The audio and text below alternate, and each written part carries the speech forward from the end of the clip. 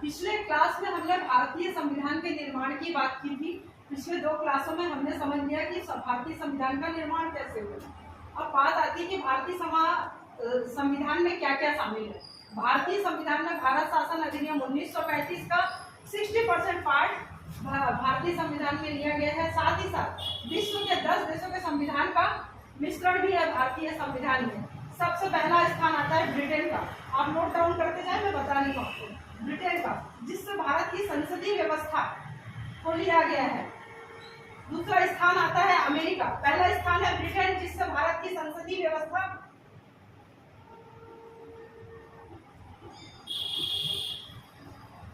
व्यवस्था ब्रिटेन से ली गई है, जिसने हमारे देश पे 200 सालों तक राज किया है।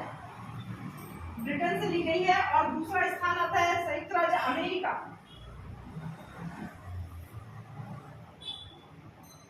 संविधान का सबसे महत्वपूर्ण भाग जो भाग 3 है, जिसमें मौलिक अधिकारों की व्याख्या की गई है,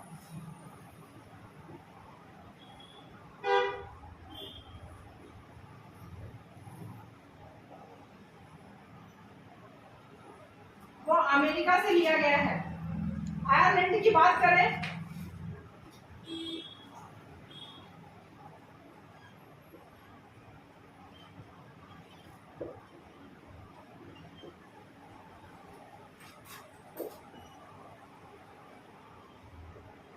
नीति निर्देशक तत्व जो है वो आयरलैंड से लिए गए हैं। चौथे स्थान पे ऑस्ट्रेलिया का नंबर आता है। ऑस्ट्रेलिया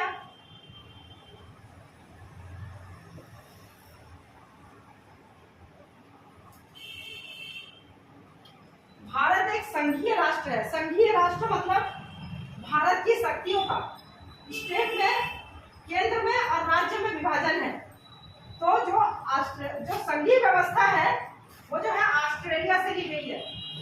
मतलब राज्य और केंद्र में शक्तियों का जो विभाजन है, जैसे शक्तियों को 3 भाग में बांटा गया है। यहाँ पर अपन समझते चलेंगे 3 तरह की शक्ति होती है। केंद्रीय शक्ति, सरकार की केंद्रीय शक्ति जिसमें केंद्र निर्णय ले सकता है। केंद्रीय सूची, जिसमें केंद्र को निर्णय लेने का पूर्ण अधिकार होता है। उसके बाद आती है राज्यवर्ती सूची, जिसमें राज्य जो है कई विषयों पर कानून बना सकता है और उसको ये अधिकार होता है। तीसरे नंबर पे जो स्थान आता है, सबसे महत्वपूर्ण स्थान आता है, वो समवर्ती सूची। कुछ ऐसे विषय होते हैं जिस पर राज्य भी कानून बना सकता है और केंद्र भी कानून बना सकता है, उसको समवर्ती सूची बोलते हैं। राज्य में और केंद्र में शक्तियों का विभाजन।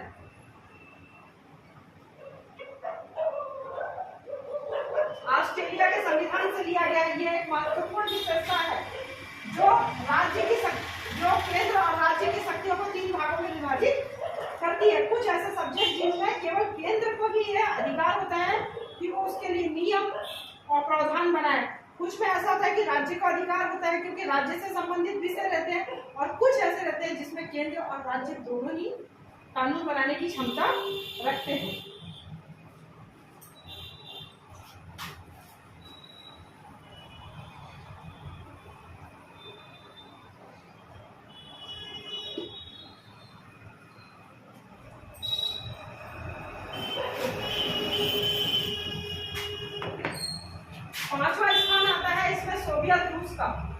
पांचवा स्थान आता है इसमें सोवियत रूस का।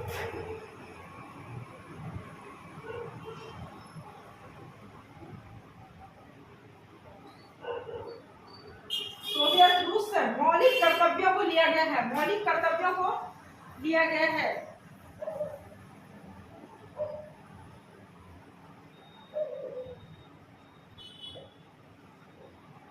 ये जो मौलिक कर्तव्य है, इसको मूल संविधान में नहीं जोड़ा गया था। इसको 1976 में जो अमेंडमेंट हुआ संविधान में, 42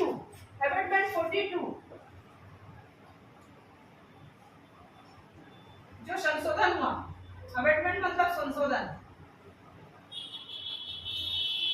उसके द्वारा मौलिक कर्तव्यों को जोड़ा गया है। आर्थिक राजनीतिक जो विषय हैं उनको भी, आर्थिक राजनीतिक विषयों को भी अलग अलग आर्थिक व्याख्या सोवियत रूस के संविधान से ली गई है।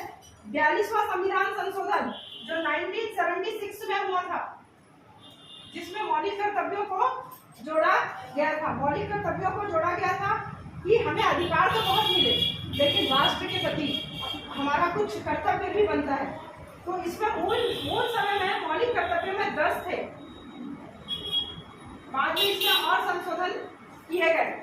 इसका जो बचा हुआ भाग है उसको अपन नेक्स्ट क्लास में कंटिन्यू करेंगे। यहाँ तक आप इसको नोट डाउन कर लीजिए। कुछ नहीं है तो आप पूछ भी सकते हैं और कमेंट भी कर सकते हैं। अगर जो लोग ऑनलाइन देख रहे हैं वो इस पर कमेंट भी कर सकते हैं अगर कोई चीज़ उन्हें समझ में ना आए।